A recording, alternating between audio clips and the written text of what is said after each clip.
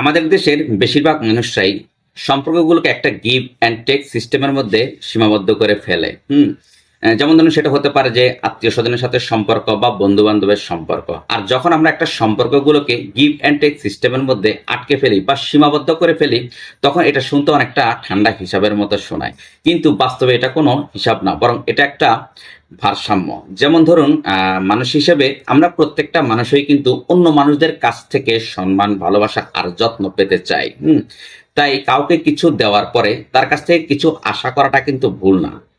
বরং এটাই কিন্তু মানবিক এবং এটাই কিন্তু স্বাভাবিক। আর আমি তার কাছ থেকে কিছু আশা করি বা আমি সেটা ডিজার্ভ করি, এই ভাবনাটাও কিন্তু দোষের কিছু না, বরং এটা আপনার নিজের মূল্য বোঝার কিন্তু একটা অংশ। আর একটা সম্পর্কের সৌন্দর্য তখনই ফুটে ওঠে যখন কারোর সাথে বা কোনো মানুষের সাথে কোনো কিছু বিনিময়ের ক্ষেত্রে বা দেওয়া নেওয়ার ক্ষেত্রে কোনো চাপ না থাকে। ব্যাপারটা এইরকম যে আপনি যখন কাউকে কিছু দেন, সেও আপনাকে কিছু দিবে, এরকমটা না। আবার সে আপনাকে কিছু দিয়েছে এর মানে এই নয় যে আপনিও তাকে কিছু দিতে হবে। এই ব্যাপারটা যেন স্বাভাবিক থাকে।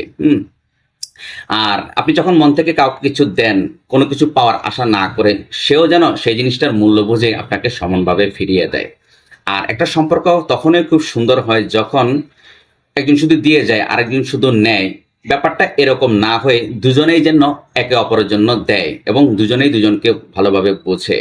সুতরাং সম্পর্কের ক্ষেত্রে গিভ অ্যান্ড টেক সিস্টেমটা কিন্তু খারাপ কিছু না, বরং এটা সম্পর্কের একটা ব্যালেন্স। কিন্তু সেটা যদি শর্তে পরিণত হয় যে আমি দিলাম আপনিও দিতে হবে, বা আমি দিলাম তুমিও দাও, তখনই কিন্তু সম্পর্কের সৌন্দর্যটা নষ্ট হয়ে যায়।